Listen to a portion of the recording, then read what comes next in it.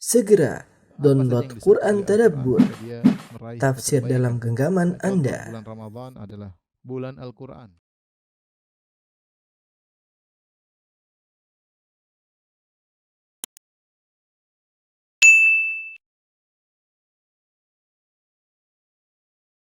Bismillahirrahmanirrahim. Assalamualaikum warahmatullahi wabarakatuh. Alhamdulillahi ala ihsani wa syukru lahu ala taufiqihi wa amtinani. Asyhadu an la ilaha illallah wahdahu la syarika lahu ta'ziman li sya'ni wa asyhadu anna Muhammadan abduhu wa rasuluhu da'ila ridwani. Allahumma salli alaihi wa ala alihi wa ashabihi wa ikhwani. Para hadirin dan hadirat, para jamaah Majelis Taklim Qalbun Salim yang dirahmati oleh Allah Subhanahu wa taala, kita masih membahas tentang bab muraqabatullah, yaitu merasa diawasi oleh Allah Subhanahu wa taala. Itu sudah pada pertemuan lalu kita sudah menyampaikan hadis pertama tentang hadis Jibril alaihissalam yang menjelaskan tentang hakikat al-ihsan, yang mana al-ihsan adalah yaitu merasa diawasi oleh Allah Subhanahu wa taala. Kita masuk pada hadis kedua, an Abi Dzar Jundub bin Junadah wa Abi Abdurrahman Mu'adz bin Jabal. Hadis kedua ini diriwayatkan dari dua sahabat, dari Abi Dzar dan dari Mu'adz radhiyallahu ta'ala anhuma. An Rasulillah sallallahu alaihi wasallam, dari Rasulullah sallam qala, Rasulullah sallam bersabda, ittaqillaha haitsu ma kunta, bertakwalah kepada Allah bagaimanapun engkau berada dan dimanapun engkau berada.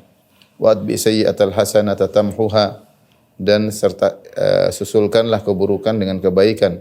Niscaya kebaikan itu akan menghapuskan keburukan. Wa khaliqin nasa bi khuluqin hasanin, dan berakhlaklah kepada manusia dengan akhlak yang baik. Hadis riwayat Tirmizi, hadis riwayat Imam Tirmizi, wa qala haditsun hasan. Imam Tirmizi berkata inilah hadis yang hasan. Ini adalah wasiat Nabi sallallahu alaihi wasallam kepada sahabat-sahabatnya, di antaranya kepada Mu'adz bin Jabal radhiyallahu taala anhu. Terutama Mu'adz bin Jabal radhiyallahu taala anhu, ya, baik kepada Mu'adz dan juga kepada Abi Dzar, ya. Terutama Mu'adz bin Jabal radhiyallahu anhu, sebagaimana kita ketahui, diutus oleh Nabi sallallahu alaihi wasallam untuk berdakwah di negeri Yaman, ya, untuk berdakwah di negeri Yaman.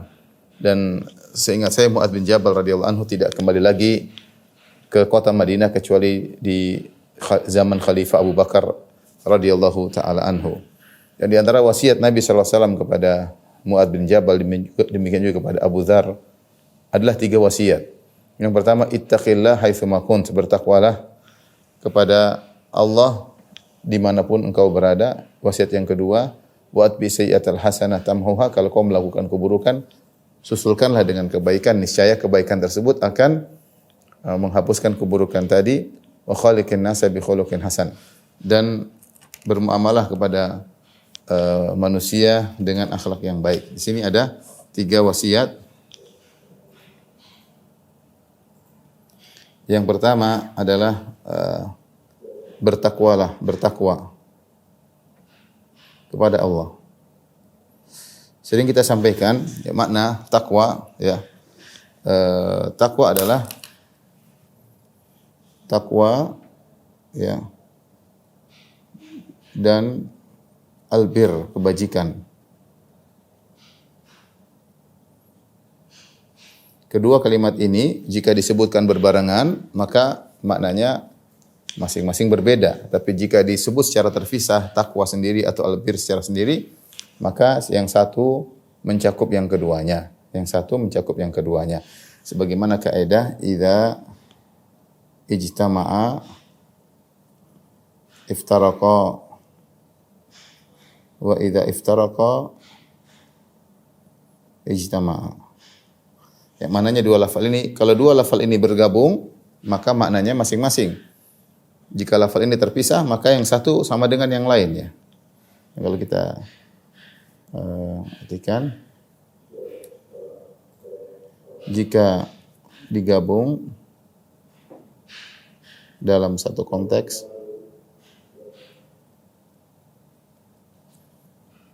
maka maknanya masing-masing. Maknanya yang satu berbeda dengan yang lain. Berbeda dengan yang lain. Maksudnya apa? takwa tidak sama dengan albir. Akan tapi jika disebutkan hanya salah satu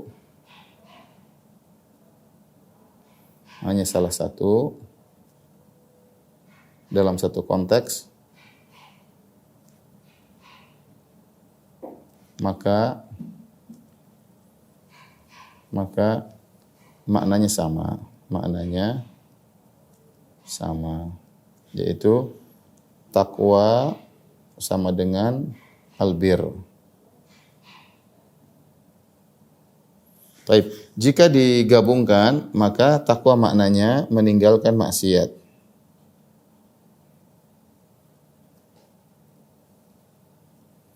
Albir jika digabungkan, albir maknanya melakukan kebajikan. Ini kaidah saya sering ulang-ulang, tapi kita harus murajaah kembali. Adapun at-taqwa dan albir jika digabungkan maknanya adalah melakukan kebajikan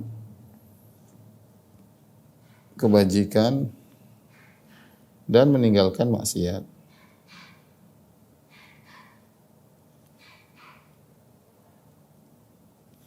Contoh di mana dua konteks digabungkan, seperti firman Allah Subhanahu wa taala, wa ta'awanu 'alal birri wat taqwa.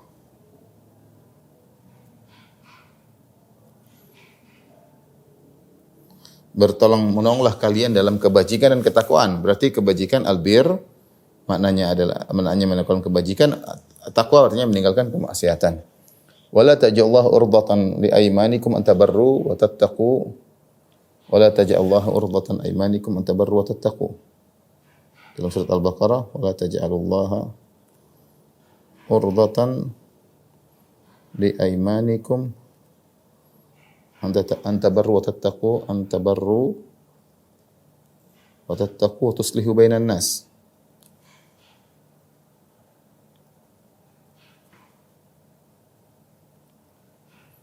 Allah mengatakan, janganlah kalian menjadikan sumpah dengan nama Allah sebagai alasan untuk kalian tidak melakukan kebajikan dan ketakwaan. Di sini kebajikan ketakwaan digabung dalam satu konteks, maka ketakwaan artinya meninggalkan maksiat, kebajikan artinya melakukan albir artinya melakukan kebajikan. Adapun jika disebutkan cuma salah satu, ya, misalnya firman Allah Subhanahu wa taala, laisal birra an tuwallu wujuhakum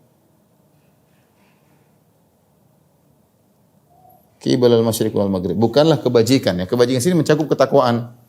Sini kebajikan di sini. Jadi kan albir di sini ini sama dengan takwa. Karena disebut dalam satu konteks. Ya, lan tanalul birra hatta tunfiqu mimma tuhibbun. Misalnya, lan tanalul birra hatta tunfiqu mimma tuhibbun.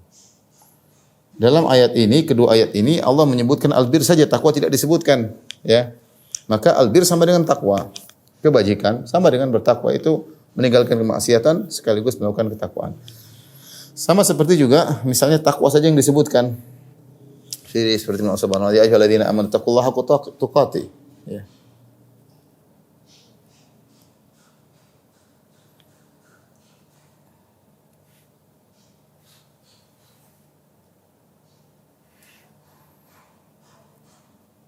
Ya ayyuhalladzina amanu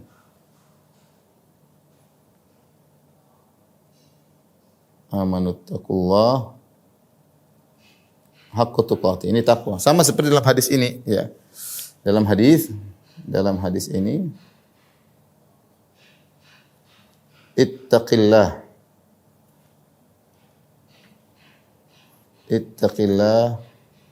haitsu ma kunt. Ya. Bertakwalah kepada Allah dimanapun engkau berada. Di sini wasiat pertama yang ingin saya sampaikan di sini, perhatikan, Nabi SAW suruh bertakwa. Nabi SAW suruh bertakwa. Dan takwa di sini disebutkan secara sendirian dalam konteks hadis ini, mencakup artinya berbuatlah kebajikan dimanapun kau berada, kapanpun, dan bertakwalah, tinggalkanlah kemaksiatan kapanpun dan dimanapun. Meskipun banyak ulama ketika mentafsirkan takwa selalu dimaknakan kepada meninggalkan maksiat. Karena itu hukum asal takwa, lafal makna takwa hukum asalnya adalah anta ja'ala bainaka wa baina adzabillahi wiqayah. Engkau menjadikan penghalang antara engkau dan azab Allah, yaitu engkau meninggalkan maksiat. Ini secara hukum asal ya. Sehingga di sini Nabi mengatakan ittaqillah haitsu ma kunt. Perhatikan. Ittaqillah haitsu ma kunt. Di sini haitsu ma kuntu, kunta ya. Artinya dimanapun kamu berada, dimanapun kamu berada, bertakwalah kapanpun, ya,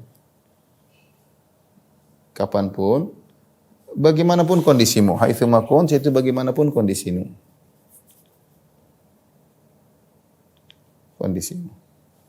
Jadi kita jangan bertakwa ketika cuma di depan orang, sementara ketika bersendirian kita tidak bertakwa. Ya.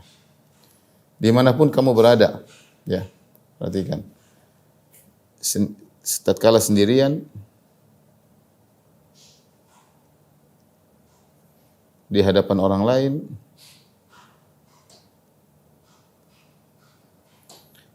di dalam negeri, ketika di dalam negeri,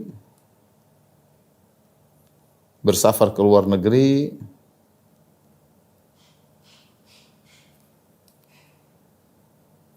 di rumah, di hotel, semuanya harus bertakwa ya. Di rumah ya. Di hotel. Ya, kenapa saya perlu rinci ini? Karena ada sebagian orang yang hanya bertakwa kepada Allah ketika di hadapan orang. Katakanlah sendirian dia tidak bertakwa. Dia hanya bertakwa ketika di hadapan orang lain. Ketika sendirian tidak bertakwa. Ada orang ketika dalam negeri dia bertakwa. Ketika bersafar luar negeri, dia tinggal bersama orang-orang yang tidak mengenalnya, tidak tahu asal usulnya, maka dia tidak bertakwa. Nakal di sana. Ini banyak. Banyak orang-orang ketika keluar negeri jadi nakal. Ada juga orang ketika di rumah dia bertakwa di depan istrinya, depan anaknya. Ketika sendirian di hotel, dia nakal ya, tidak bertakwa kepada Allah Subhanahu wa taala. Entah dia main perempuan, entah dia mendengar musik, entah dia berjoget, entah apa dia lakukan. Maka bertakwa dimanapun kamu berada. Kapanpun mau malam hari, siang hari, pagi hari ya. Siang atau malam hari. Kenapa ada sebagian orang yang bertakwa hanya sekedar di siang hari, di malam hari dia tidak bertakwa kepada Allah Subhanahu wa taala. Kenyataan. Bagaimanapun kondisimu, kau sedang kaya, miskin, ya. Kaya, miskin, sehat, sakit, selalu bertakwa kepada Allah Subhanahu wa taala. Ya, karena Mu'adz bin Jabal ketika diberi nasihat oleh Nabi, dia akan bersafar, dia akan meninggalkan kota Madinah, kemudian dia berdakwah di negeri Yaman. Suatu jarak tempuh yang sangat jauh. Maka Nabi wasiatkan dia untuk bertakwa kepada Allah. Ini wasiat bagi kita semua. Ittaqillah haitsu ma kunt. Bertakwalah kepada Allah dimanapun kamu berada. Dan yang bahasan kita tentang muraqabah adalah ini, tatkala bersendirian, senantiasa merasa diawasi oleh Allah. Kamu bersendirian, kamu di hotel sendirian, kamu di luar negeri, meskipun enggak ada orang yang mengenalmu, mengawasimu, yakinlah Allah Maha mengawasimu. Senantiasa menilai gerak-gerik matamu, senantiasa Allah menilai gerak-gerik hatimu. Ya, senantiasa Allah menilai ucapan-ucapan lisanmu, ya. Maka hendaknya bertakwa kepada ini adalah wasiat yang siapa yang melakukannya maka dia akan bahagia dunia maupun di akhirat. Ya, bertakwa kepada Allah Subhanahu wa taala. Kemudian wasiat kedua,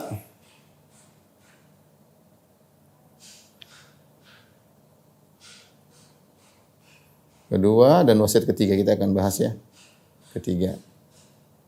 Tapi ini dulu siapa?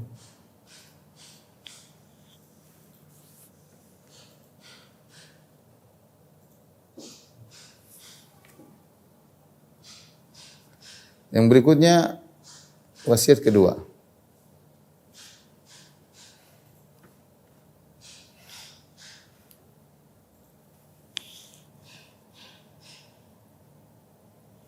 Wa atbi sayyi'atal hasanah tamhuha. Ya. Wa atbi sayyi'ata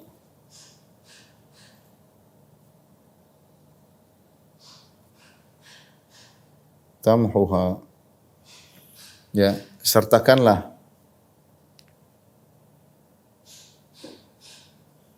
atau susulkanlah keburukan dengan kebaikan. Susulkanlah keburukan itu dosa dengan kebaikan. Niscaya kebaikan tersebut akan menghapus dosa tersebut. Nah, perhatikan di sini kita ada dua perkara dosa. Pertama, as-sayyi'ah. Itu dosa. Dan ada al-hasanah. Kebaikan. Nah, para ulama mengkiaskan atau menganalogikan dosa ini seperti ibarat najis.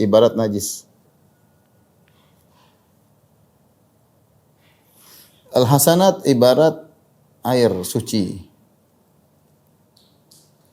Yang kalau seorang melakukan dosa, kemudian dia sertakan dengan air suci, maka najis tadi bisa dihilangkan. Sebagaimana dalam suatu hadis ketika ja'a a'rabiyyun fabala fi ta'ifatil masjid fazajarahu an-nas. Faqala Nabi sallallahu alaihi wasallam, ada seorang Arab Badui, dia datang kemudian dia kencing di pojok masjid. Maka orang pada heboh. Orang mau bilang berhenti. Kata Rasulullah SAW, biarkan dia kencing. Setelah dia kencing, maka Nabi SAW minta dihadirkan seember air, fa uhriqa alaih, kemudian air tersebut ditumpahkan ke kencing Arab Badui tadi. Maka hilanglah kencing Arab tadi, najis tadi. Dan Nabi juga SAW bersabda, idza balagal ma'u qullataini lam yahmil khabath.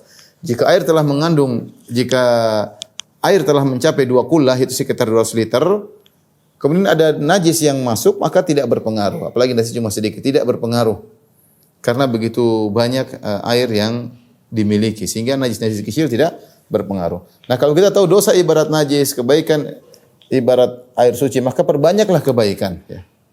Perhatikan, dengan memperbanyak kebaikan, ya, dengan memperbanyak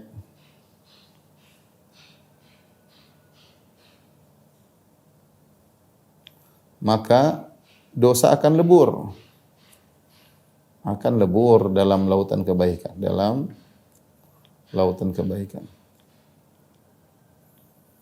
Ini dalil bahwasanya kebajikan bisa menghapuskan dosa. Ini dalil bahwa kebajikan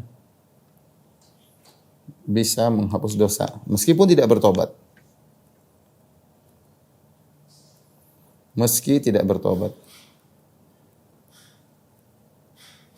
Ini yang disebut dengan istilah oleh para ulama disebut dengan al-hasanat al-mahiyah. Yaitu kebaikan-kebaikan pelebur dosa. Kebaikan-kebaikan pelebur dosa. Dan itu banyak.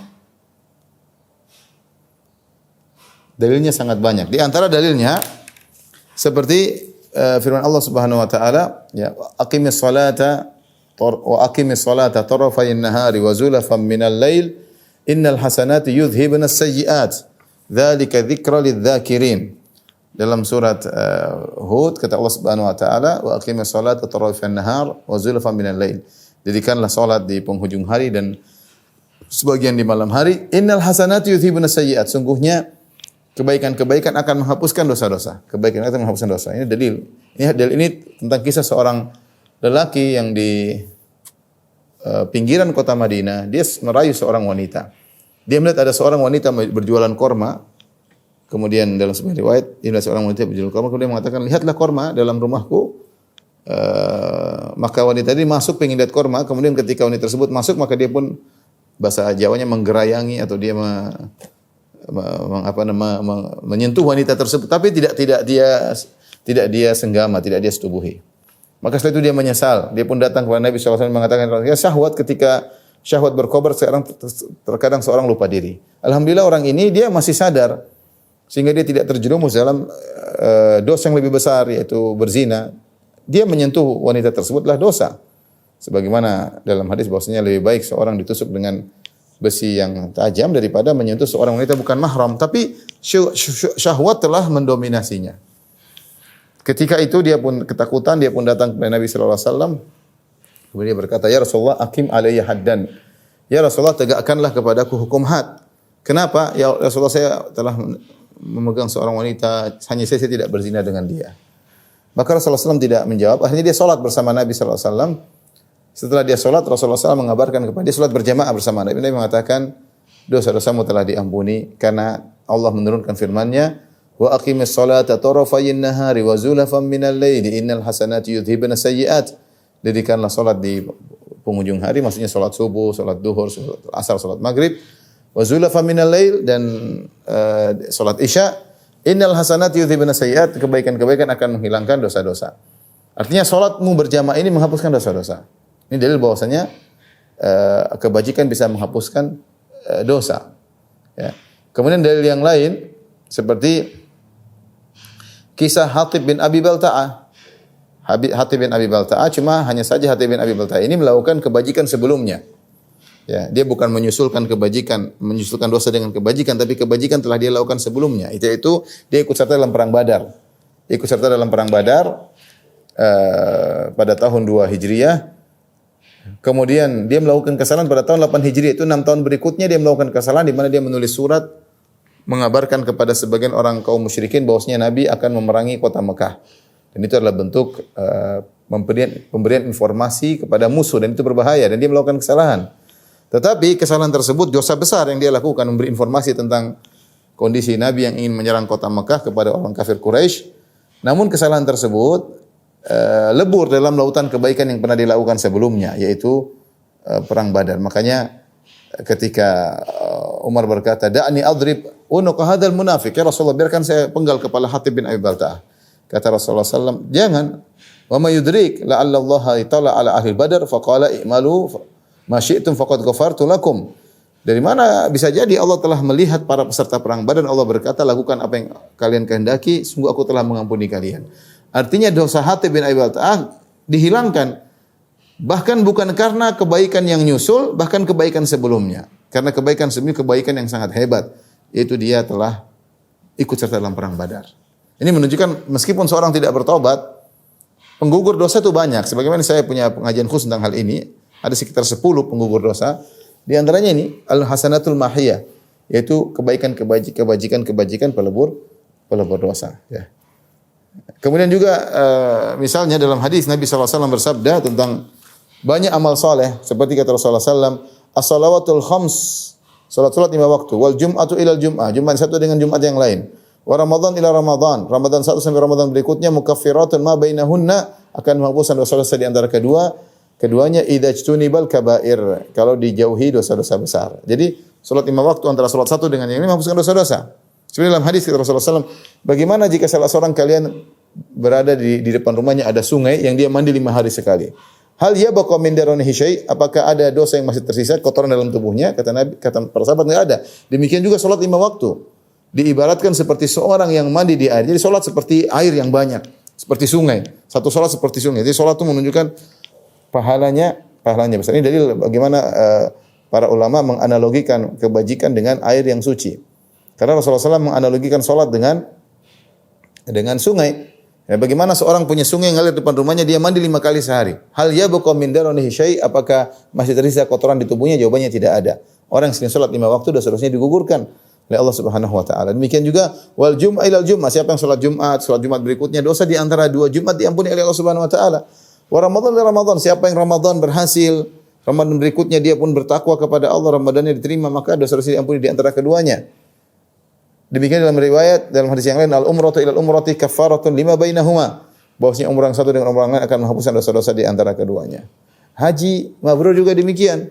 Man hajja wa lam yarfuth wa lam yafsuq raja'a min dhunubi ka yaumin waladathu ummu. Siapa yang berhaji tidak melakukan rafas, tidak melakukan kefasikan, dia akan bersih dari dosa-dosa, dari dosa-dosanya sebagaimana baru dilahirkan dari perut ibunya.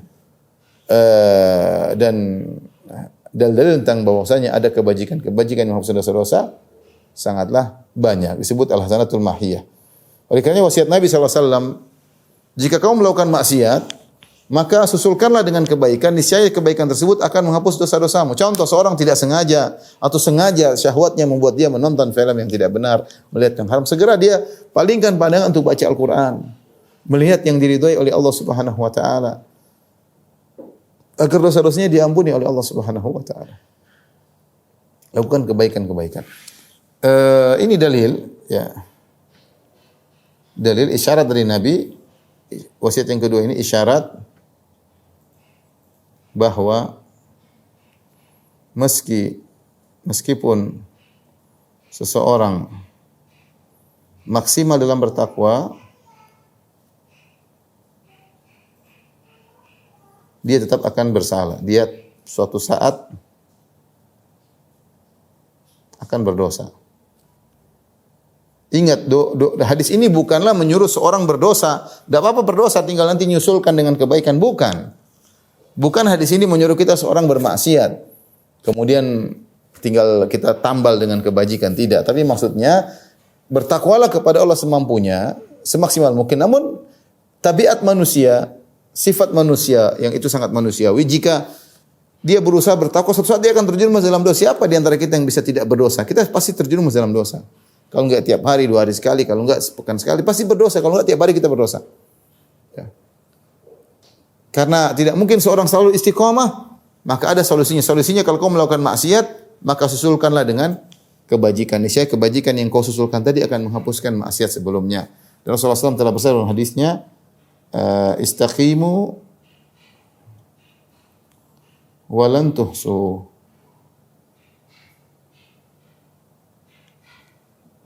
Istiqomahlah kalian tidak bakalan mampu.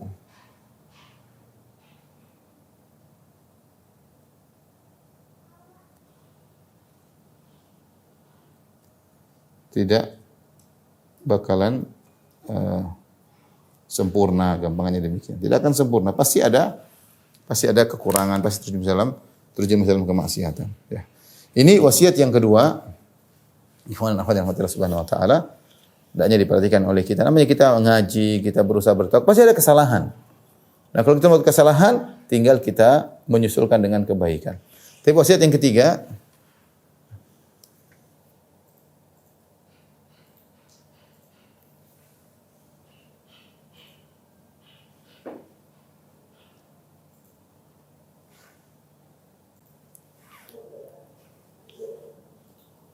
wasiat ketiga.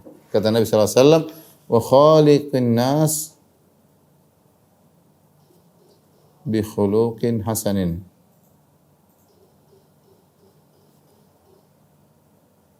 Interaksilah kepada manusia, interaksilah dengan manusia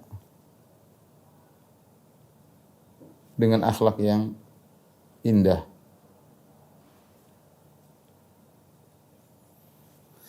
Hal ini sangat urgent, terutama ketika seorang akan menjadi da'i. Lebih urgent lagi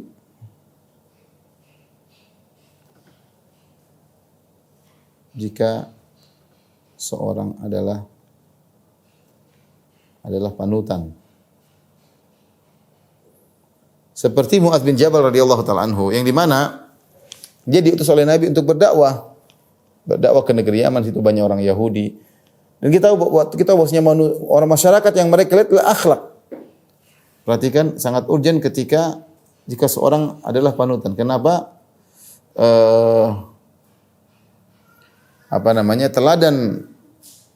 Teladan perbuatan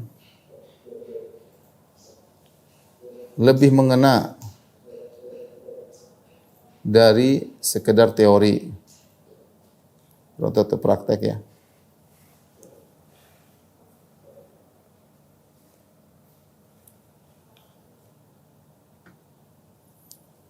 Praktik lebih mengena daripada sekedar teori. Ya, karena orang percuma teori banyak tapi ternyata dia tidak bisa mengena. Kemudian yang berikutnya, masyarakat lebih melihat praktek daripada teori.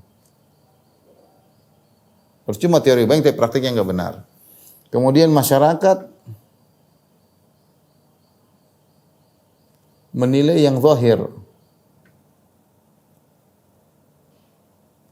Adapun batin mereka tidak tahu. Maka kita ketika berinteraksi dengan mereka berusaha menjadi seorang yang berakhlak mulia ya. Di masyarakat, apalagi kita menyuarakan sunnah, kita menyatakan kita di atas sunnah, kita ada ahlus sunnah wal jamaah, maka yang paling penting itu adalah adab dalam berinteraksi, dalam terhadap masyarakat, menghormati yang tua, kita kenali tokoh-tokoh yang ada di sekitar kita datangi, kita kunjungi sebagai bentuk penghormatan sebagai semua muslim, kita kasih hadiah, seperti itu, ya, seperti itu. Karena di antara kunci sukses seorang dai akhlaknya yang mulia, dia mudah bergaul sama orang lain, mudah senyum, tidak kelihatan sombong, tidak kelihatan angkuh, ya. Apalagi dia tinggal di masyarakat sekitarnya, maka tunjukkan bahwasanya akhlaknya yang mulia. Masyarakat yang nilai antum mau ikhlas, antum mau tulus, tawadhu, itu kan hati. Yang masyarakat adalah bagaimana praktek zahirmu, praktek lahiriahmu, itulah yang dinilai oleh masyarakat. Sehingga sangat urgen bagi seorang yang sebagai dai. Dai ataupun orang yang penampakannya seperti dai, seperti antuna, nampak seperti penggiat dakwah ya. Yang laki-laki Masya Allah dengan pakaian islami, dengan janggutnya, dengan cingkrangnya, wanita dengan cadarnya atau dengan jilbab besarnya. Maka orang menilai sebagai orang yang menjalankan sunnah Nabi, maka pandangan masyarakat kepada mereka pandangan spesifik, bukan pandangan secara umum. Artinya ini orang-orang yang mengaku-ngaku menjalankan sunnah Nabi SAW, mereka ingin lihat bagaimana akhlaknya. Ya, oleh karenanya Rasulullah mewasiatkan kepada Mu'adz, apalagi dia sebagai seorang dai, wa khaliqin nasa bi khuluqin hasanin, berakhlak kepada manusia dengan akhlak yang baik.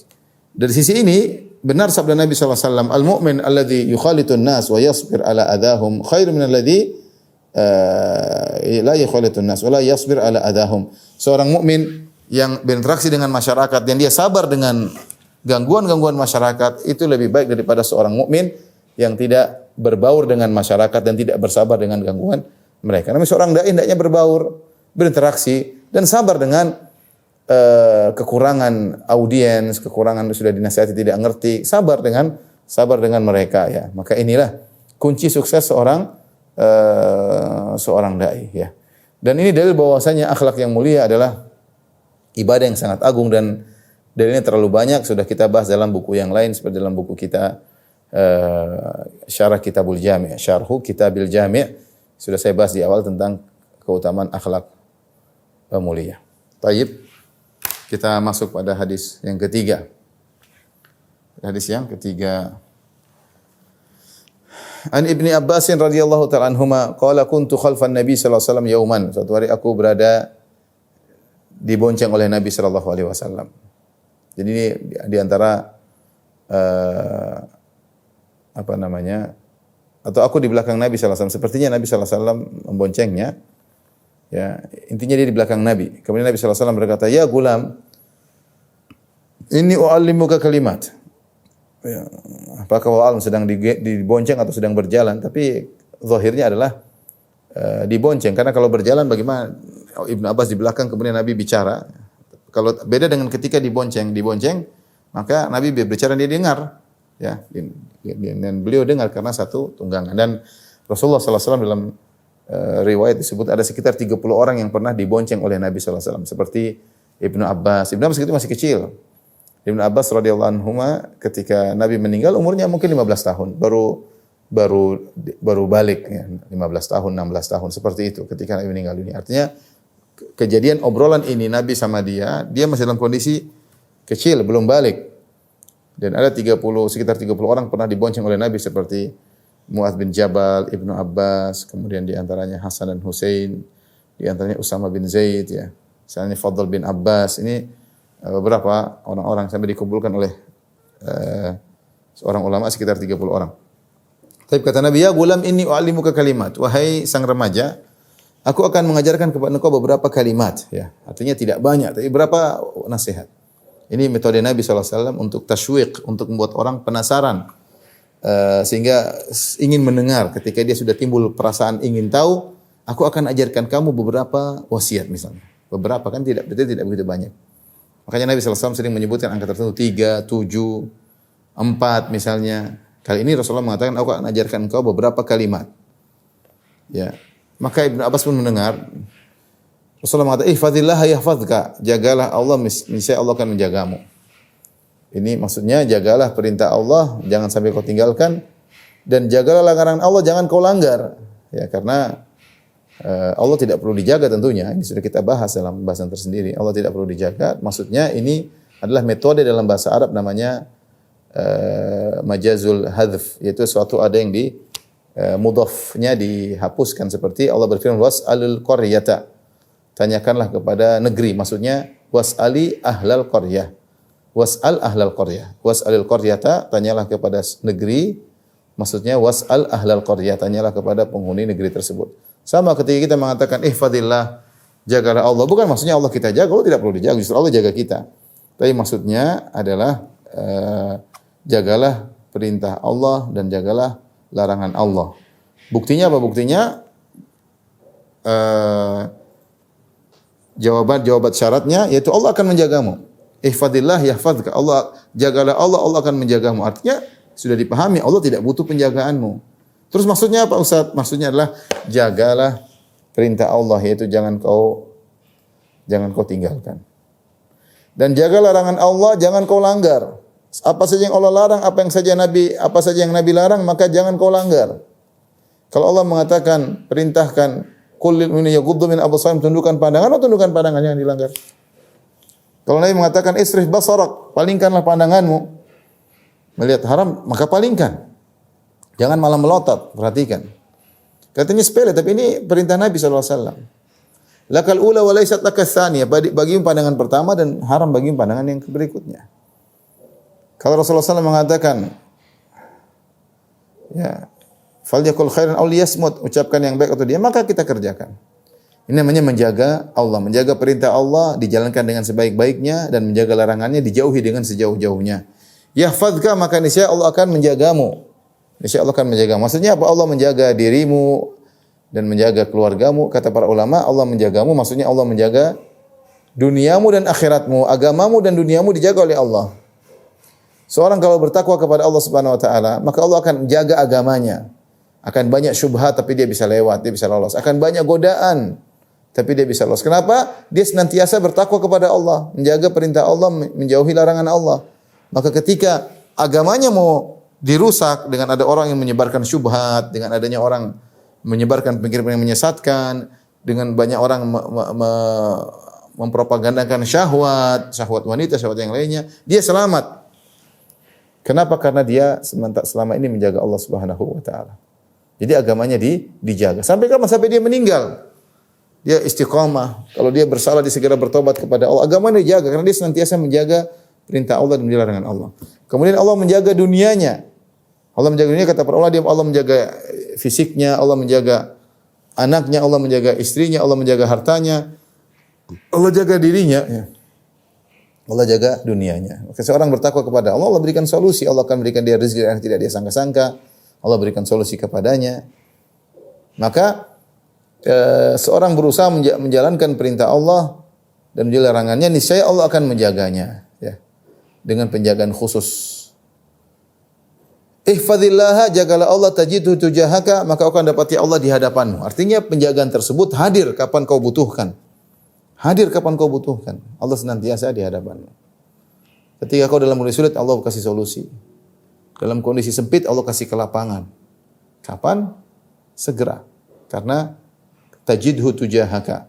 Kau dapati Allah di hadapanmu. Ini butuh ketulusan kita di hadapan Allah. Kita menjalankan perintah Allah, menjalankan larangannya, ya. Dan sangat sulit di zaman sekarang ini. Betapa banyak perintah Allah kita lalaikan dan betapa banyak larangan Allah kita langgar. Dengan adanya interaksi kita dengan medsos, interaksi kita dengan YouTube, Facebook dan yang lainnya, maka seorang bertakwa kepada Allah, insya Allah akan menjaganya. Allah akan jaga dia di saat-saat genting, Allah hadir menjaganya. Karena tajidhu tujahaka, ini penekanan. Jika engkau jaga Allah, engkau akan mendapati Allah di hadapanmu.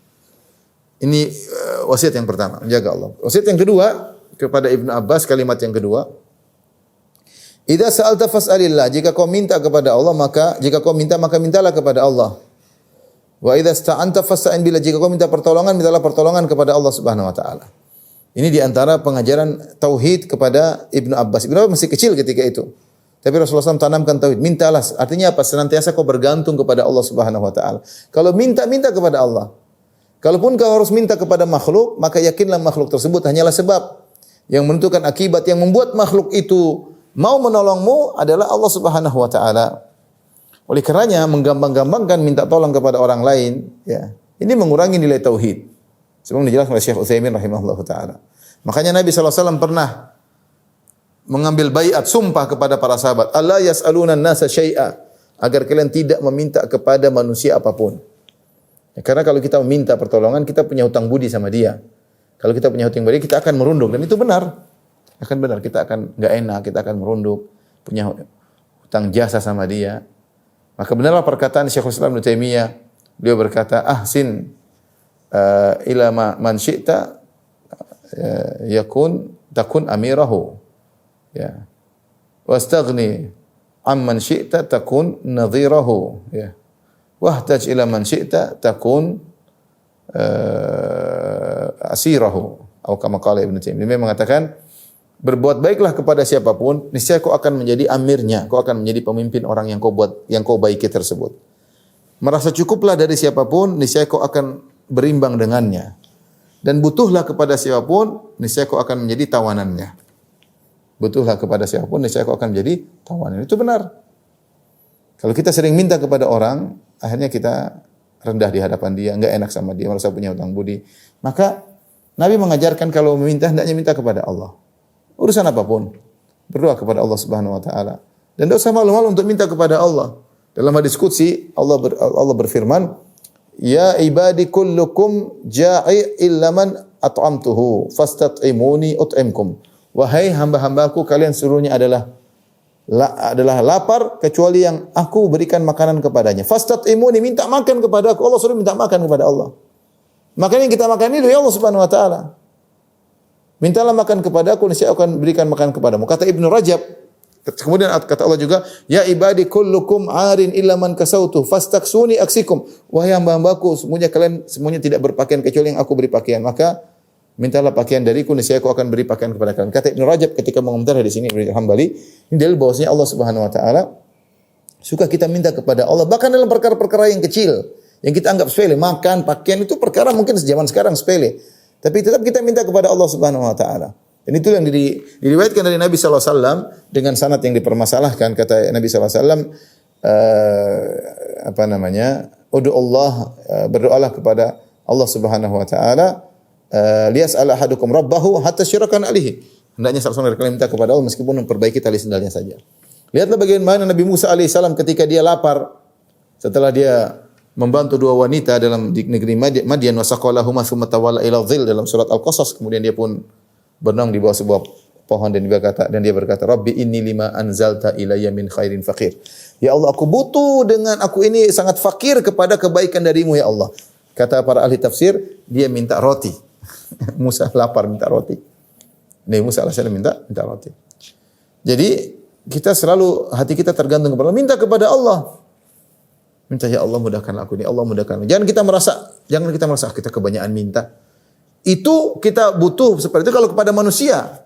Justru Allah senang kalau kita sering minta kepada Allah Subhanahu wa taala. Menunjukkan kita adalah hamba yang selalu butuh kepada. Jangan kita tidak merasa butuh kepada Allah. Kalau manusia kita enggak enak minta kepada manusia. Kenapa? Karena asetnya terbatas. Ada limitnya asetnya. Mau sekaya triliuner, mau sekaya apapun yang mungkin punya orang terkaya di dunia, tetap asetnya terbatas. Minta terus, lama-lama dia merasa asetnya diusik. Tapi kalau Allah unlimited, kayaknya tidak terbatas, maka minta saja. Tinggal kun fayakun, mudah bagi Allah dan tidak usah malu-malu. Justru Allah senang, ya. Jika hambanya sering meminta kepada Allah Subhanahu wa taala. Man la yas'alillah yaghdab min. Siapa yang tidak minta kepada Allah murka kepadanya. Allah senang. Ya. Wa qala rabbukum ud'uni astajib lakum. Berkata Rabbmu, mintalah kepadaku niscaya aku akan mengabulkan. Jadi kita selalu minta kepada Allah. Sekali lagi, kalau kita terpaksa harus minta tolong kepada manusia, namanya kita butuh dalam kondisi tertentu kita butuh pertolongan kepada manusia. Tetap hati kita bersandar kepada Allah. Karena orang ini tidak bakalan menolong kita kalau Allah tidak gerakkan hatinya. Allah hadirkan dia untuk membantu kita. Tidak jadi masalah. Bukan berarti haram kita selalu minta pertolongan, tapi kalau sesekali tidak jadi masalah, apalagi keperluan. Dan benarlah firman Allah, wa ta'awanu 'alal birri wat taqwa, saling tolong menolong, enggak ada masalah. Ya. Tapi tetap hati kepada Allah Subhanahu wa taala. Wa idza sta'anta fasta'in billah. Jika minta tolong kepada Allah. Minta tolong. Klikkan hati, sambung dengan Allah, minta kepada Allah Subhanahu wa taala. Kemudian kalimat berikutnya, dan kalau kita senantiasa minta kepada hati kita, tauhid kita semakin mantap. Karena kita tidak ada ketergantungan kepada makhluk siapapun. Kita yakin rezeki dari Allah. Orang ini pun bawa rezeki, orang ini beri hadiah, orang ini beri bantuan, semuanya dari Allah Subhanahu wa taala. Ya. Makanya amalan yang makanan yang terbaik adalah makanan yang merupakan hasil kerja kita sendiri. Wa inna Nabiyallahi Daud kana ya'kulu min amali yadihi. Dan Nabi Daud alaihissalam dulu makan dari hasil kerjanya sendiri. Kemudian kalimat berikutnya, wa alam annal ummata law ijtama'at ala an yanfa'uka bi syai' lam yanfa'uka illa bi syai'in qad katabahu Allahu lak. Ketahuilah bahwasanya seluruh umat kalau berkumpul untuk beri manfaat kepadamu, maka mereka tidak bisa beri manfaat kepadamu kecuali yang telah Allah catat untukmu. Karena semua Allah adalah an-nafi ad-dhar, dia yang beri manfaat dan dia yang memberi kemudaratan. Satu dunia ingin beri manfaat kepada kita, minta tolong satu dunia tolong kita. Kalau Allah tidak catat pertolongan tersebut, tidak akan bisa tertolong. Satu dunia kita minta tolong. Tolong saya. Dan satu dunia berusaha menolong. Kalau Allah tidak catat, tidak bisa selamat tidak bisa mendatangkan pertolongan. Itu banyak, ada orang kaya, orang terkenal, minta seluruh dokter untuk bantu dia. Kalau nggak bisa. Waktunya mati. Tapi kalau orang-orang ingin berkumpul, ingin mencelakakan dia, tapi Allah selamatkan, dia akan selamat.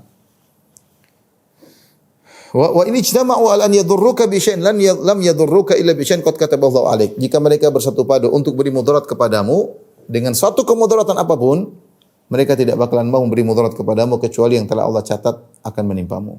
Rufi'atil aqlam. Ya, telah diangkat pena-pena pencatat takdir.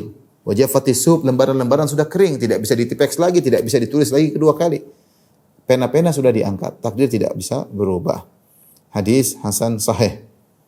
Riwayat Tirmidzi. Wa fi riwayatin ghairi Tirmidzi, dalam riwayat yang lain selain riwayat Imam Tirmidzi, Rasulullah SAW bersabda, "Ihfadillaha tajidhu amamak." Jagalah Allah, niscaya Allah akan berada di hadapanmu. Ta'arraf ila Allah fi ar-rakha' ya'rifka fi syiddah. Kenalkanlah dirimu kepada Allah ketika dalam kondisi lapang, ya'rifka fi syiddah, maka Allah akan kenal engkau dalam kondisi sulit. Ini nasihat dari Nabi SAW. Dalam kita lapang lagi punya duit, kita berusaha cari muka di depan Allah. Bukan cari muka kepada manusia. Kita sedekah, kita lagi sehat, kita puasa, kita salat malam. Kita berusaha mengenalkan diri kita kepada Allah.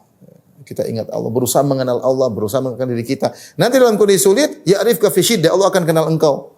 Dalam kondisi sulit, Allah langsung kenal engkau sekaligus. Saat itu juga.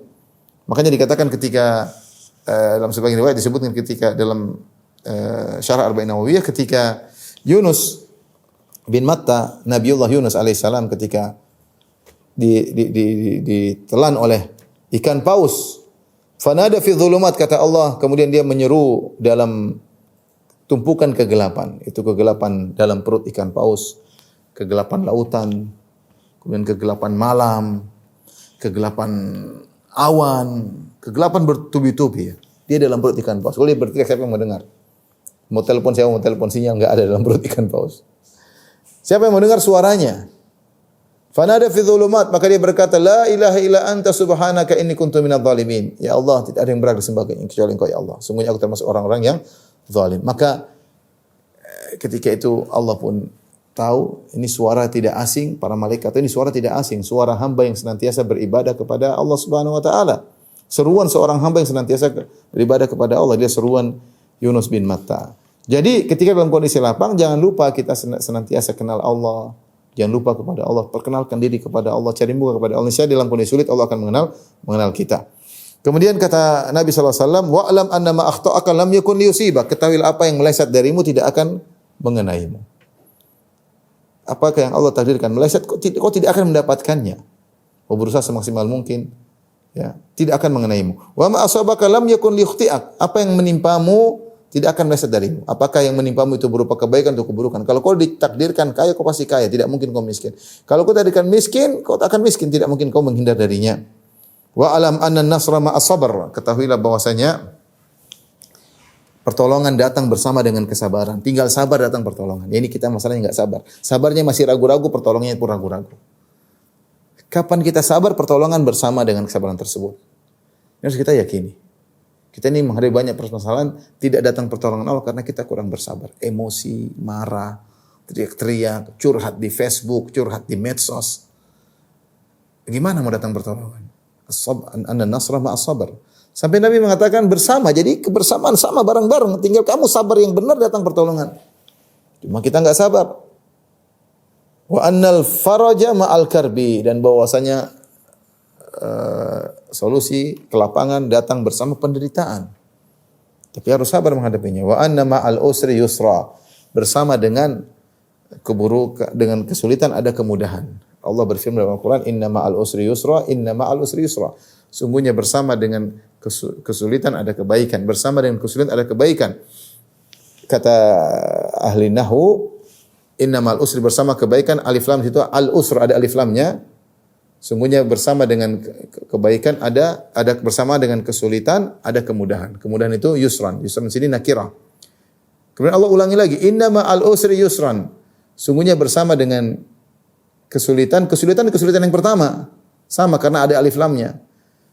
Yusran nakirah, yusran yang kedua tidak sama dengan yusran pertama. Bisa tuliskan di sini. Ya.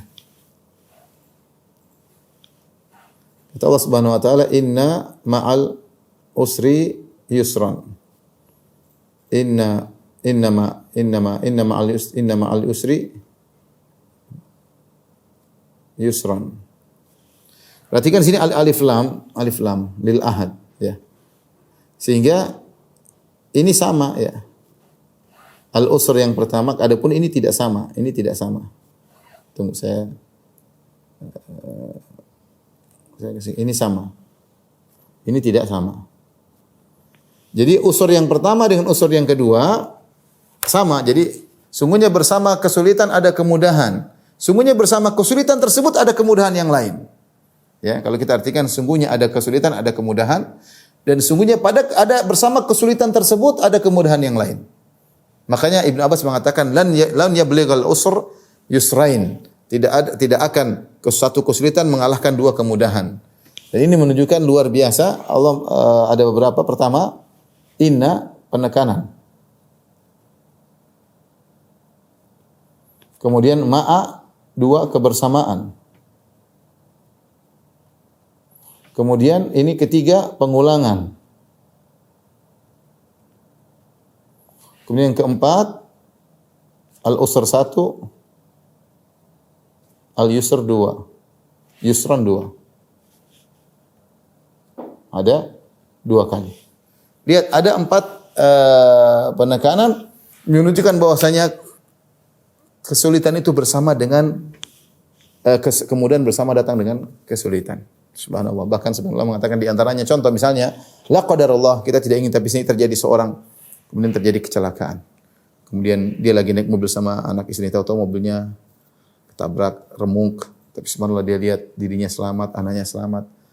Ketika itu pun dia sadar ada kemudahan, alhamdulillah, bukan anak saya yang diambil oleh Allah, bukan musibah menimpa istri saya, alhamdulillah cuma mobil.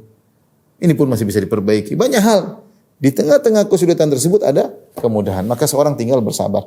Yang menjadi perhatian kita dalam hadis ini, yaitu kita berusaha merasa diawasi oleh Allah dalam sabda Nabi, ihfadillah yahfadka. Jagalah Allah, niscaya Allah akan menjagamu. Itu jagalah Allah dimanapun kamu berada. Kamu kalau mau beribadah tidak tunggu dilihat oleh orang. Kamu bersedekah tidak perlu ditunggu oleh orang. Kamu meninggalkan maksiat bukan hanya ketika ada orang lain. Kamu sendirian pun meninggalkan maksiat. Jagalah Allah dimanapun engkau berada. Ini di antara makna yang kita ambil dari muraqabatullah. Apa keterkaitan hadis ini dengan muraqabatullah? Kita disuruh menjaga Allah meskipun tidak ada yang melihat. Karena kita yakin Allah melihat kita. Demikian juga ta'arraf ila Allah fir raha, cari muka kepada Allah. Kenalkan dirimu kepada Allah dalam kondisi lapang. Jadi ketika lapang kita ingat Allah. Sehingga kita berusaha, kita tahu kita senantiasa diawasi oleh Allah. maka kita berusaha mengenalkan diri kita kepada Allah atau mengenal Allah meskipun ketika dalam kondisi lapang, yang biasanya orang lupa dan lalai ketika dalam kondisi lapang. Wallahu alam bisawab. Mungkin sampai di sini saja kepada para pemirsa Majelis Ta'lim Qalbun Salim. Insyaallah kita lanjutkan pada pertemuan berikutnya masih dalam Syarah Riyadhus Shalihin. Kurang lebih saya mohon maaf. Wabillahi taufiq. Assalamualaikum warahmatullahi wabarakatuh.